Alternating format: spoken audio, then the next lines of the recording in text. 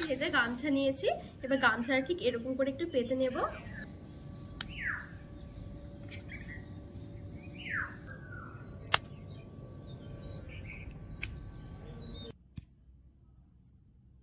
মুখে যখন দেবেন পুরো একবারে মিলিয়ে যাবে। এই দেখুন। নমস্কার বন্ধুরা, আজকে আবার একটা রেসিপি নিয়ে চলে এসেছি আপনাদের জন্য। আজকে আমি আপনাদেরকে বানিয়ে দেখাবো মাত্র 2টি উপকরণ দিয়ে পুরো দোকানের মতন মন্ডা। এই মন্ডাগুলো কিন্তু খুবই সহজভাবে আপনারা বাড়িতে বানিয়ে ফেলতে পারবেন পুরো দোকানের মতন, আর বানিয়ে কিন্তু অনেকদিন পর্যন্ত রেখেও দিতে পারবেন। খুবই সুন্দর হয়, আর মন্ডা তো খেতে সবারই অনেক ভালো লাগে। তো চলুন খুবই সহজভাবে বানিয়ে দেখাবো, আশা করছি আপনাদের অনেক ভালো লাগবে। আর আজকে আমি মন্ডা বানানোর জন্য শুধু 2টি উপকরণ নিয়েছি। একটা হচ্ছে ছানা, আর আপনারা চাইলে কিন্তু দুধ দিয়ে আগে ছানাটা কাটিয়ে নেবেন, তাহলে ছানা হয়ে যাবে। আর আমি এখানে 500 গ্রাম ছানা আগে থেকে আমি ছানা কাটিয়ে রেখে দিয়েছিলাম। তো আজকে আমি মন্ডাটা বানাবো শুধু ছানা আর চিনি দিয়ে। তো চলুন মন্ডাটা বানানো শুরু করি। এবার আমি এখানে একটা কড়াই নিয়ে নিয়েছি। এবার আমি কড়াইয়ের মধ্যে যে ছানাগুলো নিয়েছিলাম, এবার ছানাগুলো আমি দিয়ে দেবো।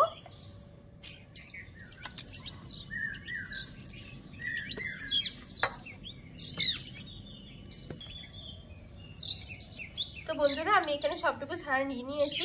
এবার যেটা দেবো হচ্ছে চিনি। আমি এখানে 500 গ্রাম ছানার জন্য 500 গ্রামই চিনি নিয়েছি। আর চিনিটা অবশ্যই কিন্তু 500 গ্রাম ছানা হলে ঠিক 500 গ্রাম চিনি দিতে হবে, আর তা না হলে একটু বেশি দিলেও হবে, কম দিলে কিন্তু এই মন্ডাগুলো আবার হবে না। তো আমি এখানে ঠিক 500 গ্রাম ছানার জন্য 500 গ্রামই চিনি নিয়েছি। এবার চিনিটা আমি দিয়ে দেবো।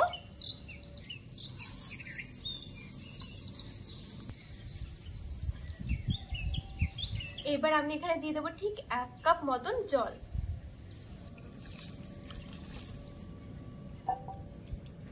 এবার আমি সবকিছু ভালো করে একটু মেখে নেবো, এভাবে একটু কচলে কচলে মাখতে হবে। তো বন্ধুরা, ভিডিওটা না টেনে শেষ পর্যন্ত দেখার অনুরোধ রইল।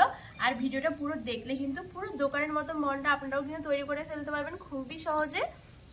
তো এখানে দেখুন আমি ছানাটা খুব সুন্দর করে মেখে নিয়েছি, ছানাটা যেন কোনো রকম দলা দলা ভাব না থাকে, সবটুকু আমি ভালো করে এরকম হাত দিয়ে একটু কষলে কষলে মেখে নেব।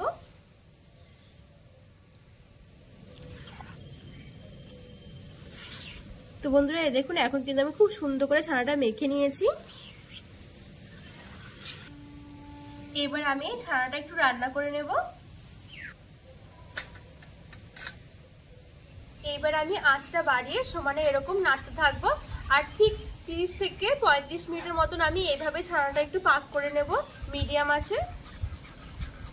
আর সমানে কিন্তু নাড়তে থাকতে হবে, না হলে কিন্তু আবার দলা পেকে যাবে। বন্ধুরা, 2টি উপকরণ যে এত সুন্দর মন্ডা বানানো যায় আপনারা কিন্তু না দেখলে বিশ্বাসই করবেন না। এত ভালো হয় খেতে মন্ডাগুলো, আপনারা কিন্তু অনেকদিন পর্যন্ত রেখেও খেতে পারবেন। আর খুবই সহজ বানানো, আর দোকান থেকে কিন্তু মন্ডার কোনো দরকার নেই কেনার। এভাবে কিন্তু আপনারা বাড়িতে খুব সহজে মন্ডা বানিয়ে নিতে পারবেন।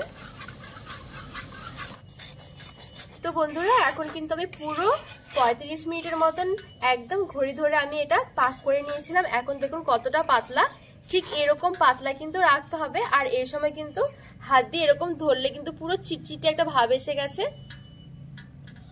এবার আমি এটা নামিয়ে একটু ঠান্ডা করে নেব।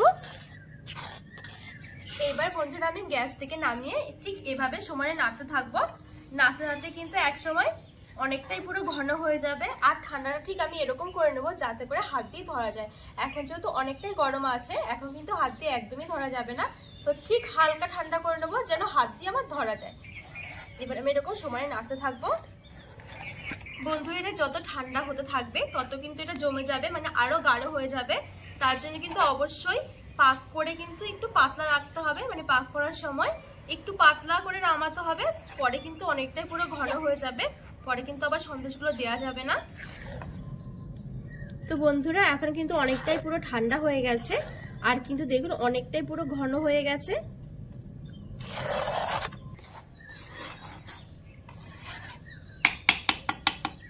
এবার আমি এক সাইডে রেখে দেবো। এইবার বন্ধুরা, আমি এখানে একটা ভেজা গামছা নিয়েছি। এবার গামছাটা ঠিক এরকম করে একটু পেতে নেব। এখন দেখুন অনেকটাই পুরো গাঢ় হয়ে যাচ্ছে, যত ঠান্ডা হচ্ছে তত কিন্তু গাঢ় হয়ে যাচ্ছে। এবার আমি যেটা করব, হাতের মধ্যে অল্প অল্প করে জল ধরবো, আর এই সন্দেশটা আমি নিয়ে নেব হাতে। দেখুন ঠিক আমি এরকম হাতের মধ্যে নিয়ে নিয়েছি। এবার গামছার মধ্যে ঠিক এরকম করে দিয়ে দেবো।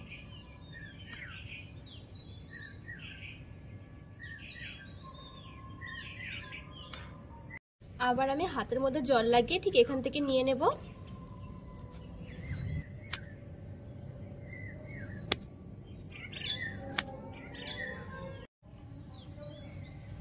বন্ধুরা যতবার দেব ততবার কিন্তু এরকম হাতটা একটু ধুয়ে নিতে হবে, তাহলে কিন্তু খুব সুন্দর হবে।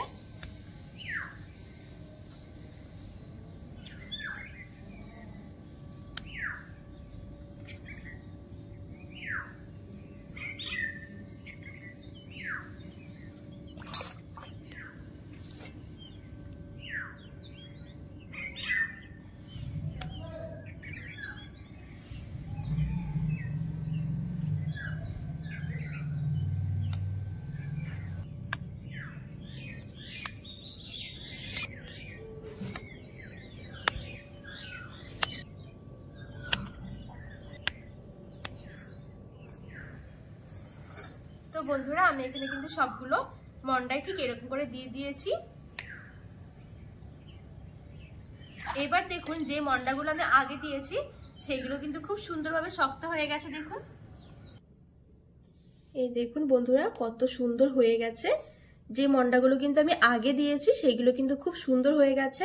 আর এই মন্ডাগুলো দেওয়ার পর কিন্তু বেশিক্ষণ টাইমও লাগে না, একদম কয়েক মিনিটের মধ্যে, বলতে পারেন কয়েক সেকেন্ডের মধ্যে কিন্তু এরকম শক্ত হয়ে যায়। এবার দেখুন আমি এখানে দুটো তুলে নিয়েছি আর এরকম করে দুটো একসাথে লাগিয়ে নেব, তাহলে কিন্তু পুরো দোকানের মতন মন্ডা হয়ে যাবে। দেখুন কত সুন্দর লাগছে বন্ধুরা, খেতে কিন্তু অসম্ভব মজার।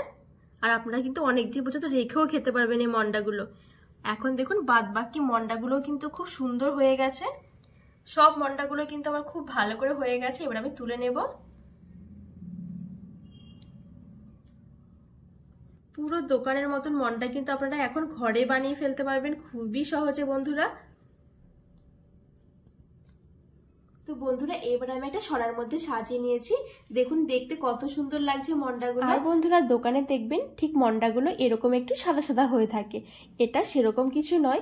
দোকানে যেহেতু অনেকটা মন্ডা একসাথে বানানো হয় সেই জন্য কিন্তু কিছু কিছু মন্ডা একটু ভেঙে যায় আর সেই গুঁড়োগুলো কিন্তু এরকম লেগে যায়।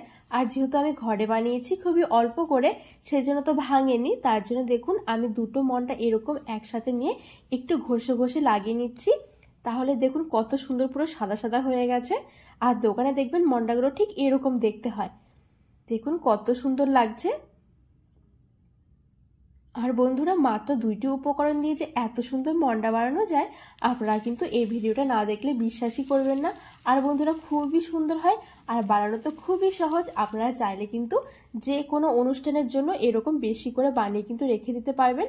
আর দেখুন মন্ডাগুলো কত শক্ত হয়েছে।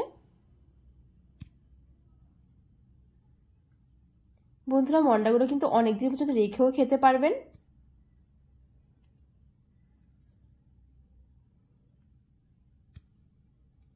তো বন্ধুরা আজকে আমার এই মন্ডা রেসিপিটা আপনাদের কেমন লেগেছে অবশ্যই কিন্তু কমেন্ট করে জানাবেন। আশা করছি আপনাদের অনেক ভালো লেগেছে।